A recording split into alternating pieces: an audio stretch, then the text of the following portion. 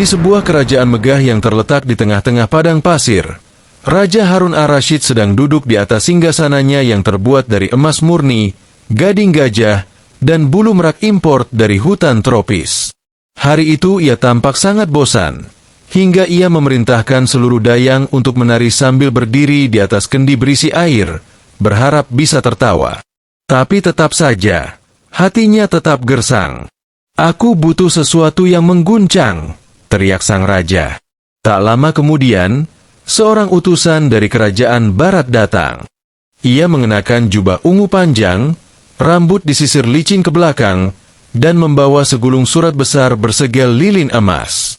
Paduka raja dari kerajaan super barat, kerajaan negeri tanduk sapi, mengirim surat ini kepada paduka yang termasyur dan sangat bosan. Ujar utusan itu sambil membungkuk hingga wajahnya hampir mencium lantai. Raja Harun langsung membuka gulungan itu. Isinya, "Wahai Raja Padang Pasir yang terkenal hanya karena penasihatnya yang licik, Abu Nawas, kami menantangmu. Kami ingin melihat apakah si Abu Nawas itu memang secerdik kabar angin. Kirim dia ke kerajaan kami.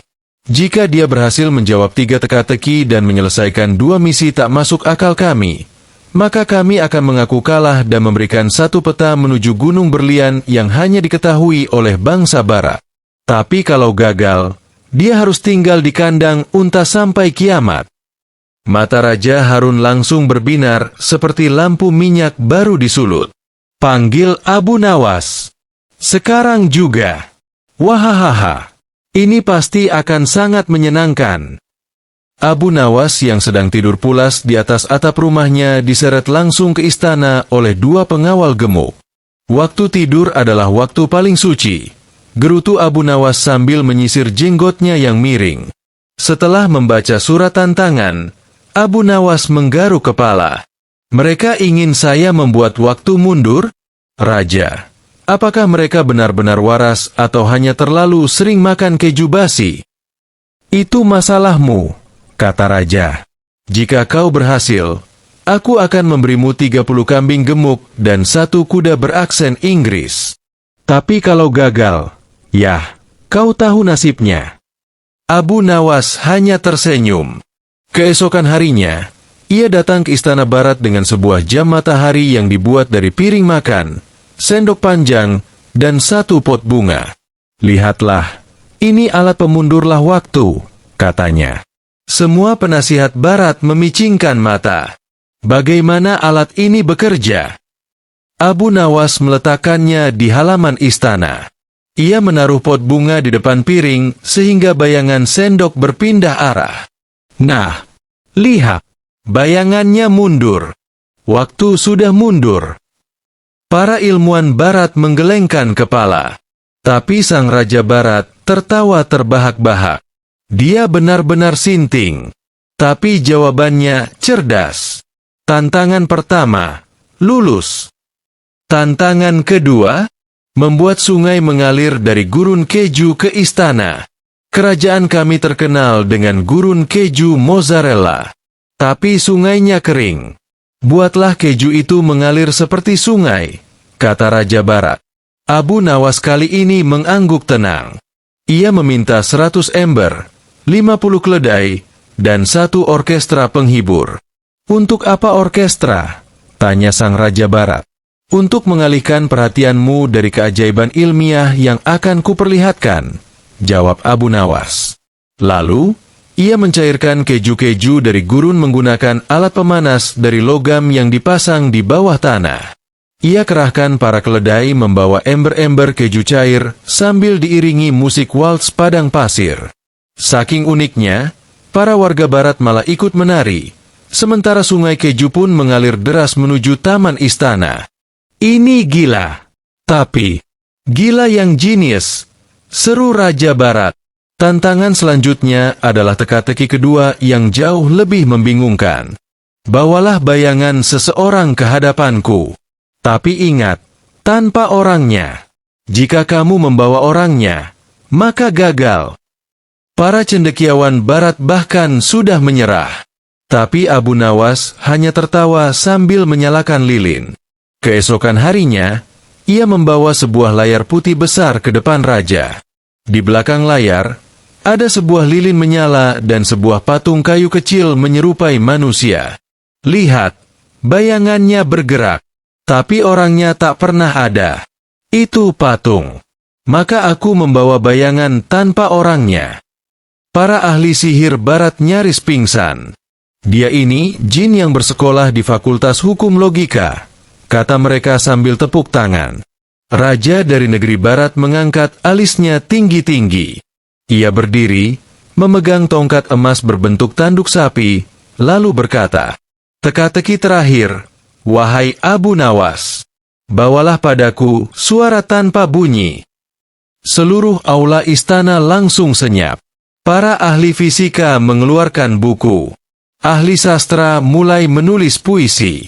Ahli matematika malah menangis. Abu Nawas, dia hanya tersenyum seperti biasa dan berkata, "Paduka, beri aku waktu 1 malam. Esok pagi aku akan datang membawa suara, tanpa bunyi." Keesokan harinya, Abu Nawas datang membawa sebuah botol kaca tertutup rapat. Raja bertanya, "Di dalam botol itu, ada suara?" "Betul," jawab Abu Nawas. "Aku telah pergi ke sebuah gua sunyi, di mana hanya suara hatiku sendiri yang berbicara. Aku menjerit di sana, lalu cepat-cepat menangkap suara itu dan menyegelnya dalam botol ini. Bukalah, maka suara itu akan keluar, tapi tetap tak bersuara." Para penasihat kerajaan saling menatap. Raja membuka botolnya dengan tegang, dan tentu saja, tak ada bunyi apapun. "Diam! Sunyi! Gila!" Raja Barat berdiri. "Tapi, ini benar. Kau telah membawa suara yang tak bersuara." Teka-teki ketiga, lulus. Para menteri Barat berdiri dan memberi hormat, walau dengan bingung-bingung kocak di wajah mereka. "Tantangan terakhir, wahai Abu Nawas," kata Raja Barat sambil berdiri di atas meja. "Ya, di atas meja karena saking dramatisnya. Curilah mahkota emasku tanpa menyentuhnya." Abu Nawas mengangkat alis. "Tanpa menyentuhnya? Bahkan dengan tongkat pun tak boleh?" "Tidak. Bahkan dengan bayanganmu pun tak boleh menyentuh mahkota ini. Tapi kau harus berhasil mencurinya."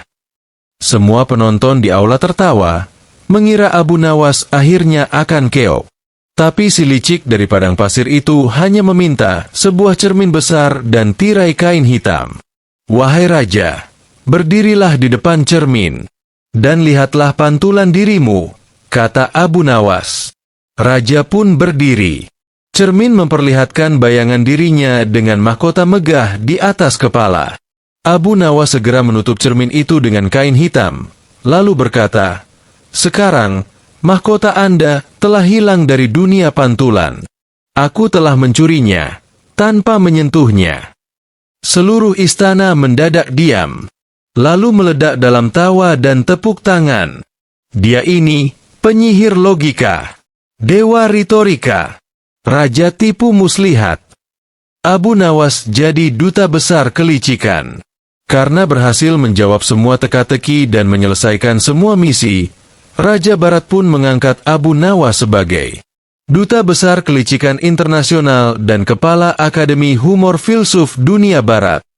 Ia bahkan diberikan peta menuju Gunung Berlian, dan sebagai tanda kehormatan, sebuah istana kecil di pinggir negeri barat dinamai Kampung Abu Nawas, lengkap dengan patung dirinya yang sedang tertawa sambil menenteng botol suara. Namun, sebelum pulang ke tanah padang pasir, Abu Nawas memberikan pesan bijak yang mengguncang dunia barat.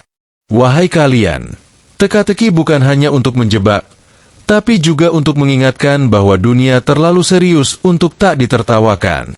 Raja Harun tak bisa menahan tawa.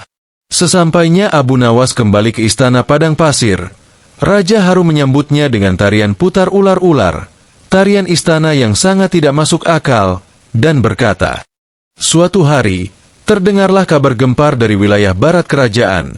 Seorang pengusaha tambang emas kaya raya bernama Tuan Haram bin Harimau telah menemukan sebuah gunung emas.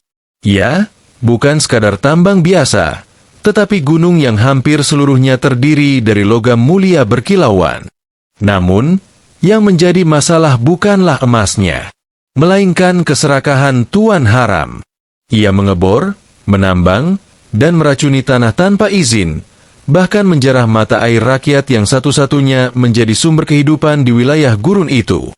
Rakyat menangis, raja bingung, Abu Nawas bersin. Tentu saja rakyat mulai mengeluh. Bahkan beberapa unta mendadak mogok jalan, karena debu tambang yang terhirup membuat mereka pilek berjamaah. Raja, yang terkenal sedikit kurang kerjaan tapi sangat kreatif dalam hal teka-teki jebakan, merasa terganggu dengan laporan rakyat. Tapi seperti biasa, ia tak mau langsung turun tangan. Ia memanggil penasihat kerajaannya, dan tentu saja, "Panggil Abu Nawas," teriak sang raja sambil bersin karena debu tambang sampai ke jendela istana. Abu Nawas datang dengan jubah kebanggaannya yang penuh tambalan dan senyum penuh misteri. "Ampun tuanku yang mulia dan suka bermain-main di antara kenyataan dan hayalan. Hamba datang bukan karena dipanggil, tetapi karena aroma masalah yang begitu wangi," katanya sambil duduk di karpet istana. "Abu Nawas," kata sang raja, "aku punya teka-teki, dan jika kau bisa menjawabnya, aku akan memberimu tugas sangat penting. Tapi jika kau gagal, aku akan memberimu tugas yang lebih penting lagi." "Wah, jadi sebenarnya hamba tidak punya pilihan selain sibuk, ya tuanku?" jawab Abu Nawas sambil tertawa. "Baik, lanjut raja. Teka-tekinya begini. Bagaimana caranya membuat gunung emas yang berdosa menjadi suci tanpa memindahkan satu butir pasir pun?" Abu Nawas mengelus janggutnya.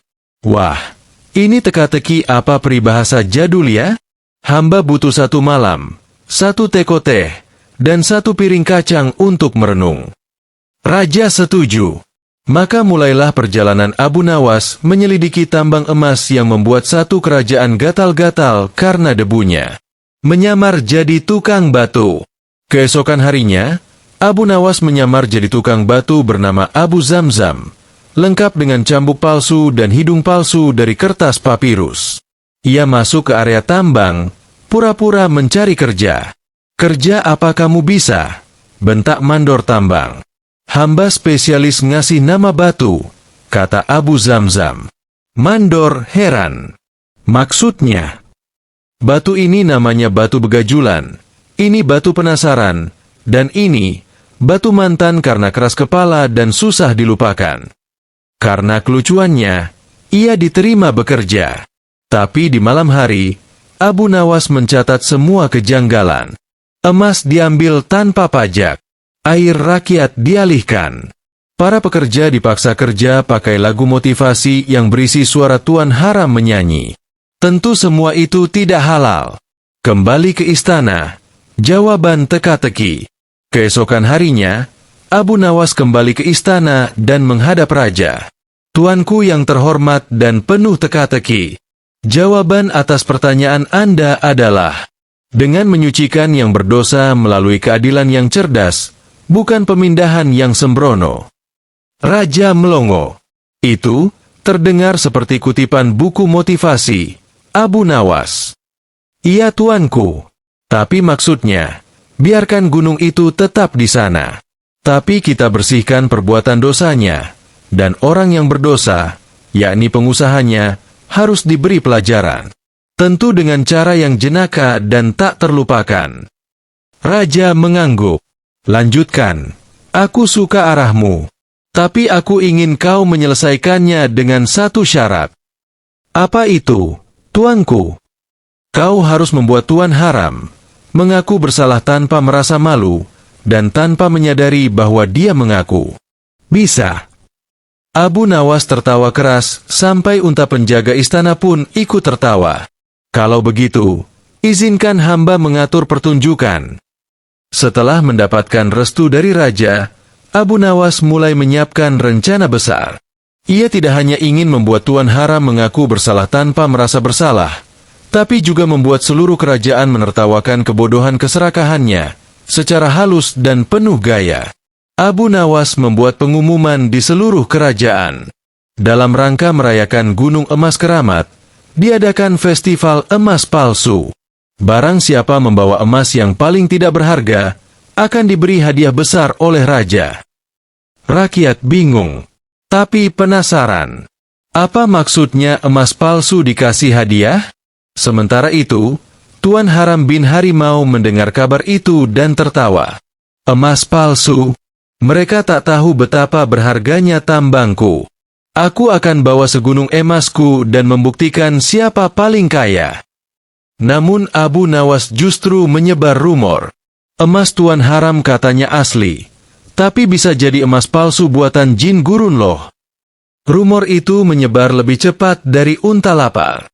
Dan tentu, Tuan Haram mulai gelisah. Di lapangan istana, digelar pertunjukan besar. Ada badut berpakaian unta, penjual manisan pasir, hingga tukang sulap yang bisa membuat kambing tertawa, entah gimana caranya. Di tengah panggung, berdiri Abu Nawas sambil membawa timbangan emas raksasa dan sebuah kaca kebenaran, yaitu cermin besar yang katanya bisa menunjukkan apakah seseorang berkata jujur atau tidak. Yang pertama, silakan maju membawa emas palsunya, kata Abu Nawas.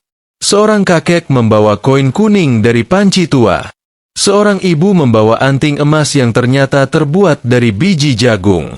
Bahkan seekor ayam membawa kalung plastik emas, dipakaikan oleh pemiliknya, tentu saja. Tawa meledak di mana-mana. Semua bersenang-senang. Tapi tiba-tiba, Tuan Haram muncul. Dengan baju emas mencolok, mahkota buatan sendiri, dan 2 peti besar penuh batangan emas. Ini emas sejati. Aku pemenangnya, teriaknya. Abu Nawas tersenyum. Silakan dites di depan kaca kebenaran, Tuan Haram. Ketika ia berdiri di depan kaca, tiba-tiba tulisan muncul di cermin. Aku tidak mencuri, tapi aku juga tidak jujur. Penonton mulai berbisik. Tuan Haram panik. Ini kaca rusak. Oh, fitnah. Tapi Abu Nawas mendekat dan berkata, Tuan Haram, tak usah takut. Ini hanya kaca. Tapi pantulan hati Anda yang memberi jawaban. Abu Nawas lalu memanggil seorang tukang emas. Ia membawa alat untuk menguji emas Tuan Haram. Setelah diuji di hadapan semua orang, ternyata batangan emas itu hanya campuran tembaga dan pasir berkilau, alias palsu. Apa maksudnya ini? Teriak Tuan Haram panik. Abu Nawas angkat bicara. Tuan Haram, apakah Anda mengambil emas dari tambang secara sembarangan? Tanpa seleksi? Tanpa pemurnian? Maka emasmu hanya emas kasar, bahkan bukan emas sama sekali. Penonton tertawa dan mulai bertepuk tangan. Dan lebih dari itu, lanjut Abu Nawas, kebenaran yang palsu, meski dikemas seperti emas, tetap akan terkuak di bawah cahaya kebijaksanaan. Raja yang menonton di balik tirai tidak bisa menahan tawa. Ia keluar ke panggung sambil membawa mahkota ayam. Ya, mahkota dari bulu ayam. Sebagai hukuman, Tuan Haram akan menjadi kepala petugas pembersih debu tambang selama 40 hari. Dan setiap pagi harus menyanyikan lagu rakyat tentang kejujuran. Tuan Haram gemetar. Tapi seluruh kerajaan bersorak. Setelah semuanya usai, Raja memanggil Abu Nawas. Abu Nawas, luar biasa. Tapi aku punya teka-teki terakhir. Silakan tuanku yang tidak pernah kehabisan ide aneh. Apa yang bisa kau tambahkan ke emas, hingga emas itu kehilangan nilainya? Abu Nawas tersenyum. Keserakahan, tuanku. Sebab emas tanpa kebijaksanaan hanyalah kutukan dalam bentuk mengkilap. Raja tertawa terbahak-bahak sampai mahkotanya miring. Benar sekali. Abu Nawas, kau tak hanya cerdik, tapi juga lucu sekali.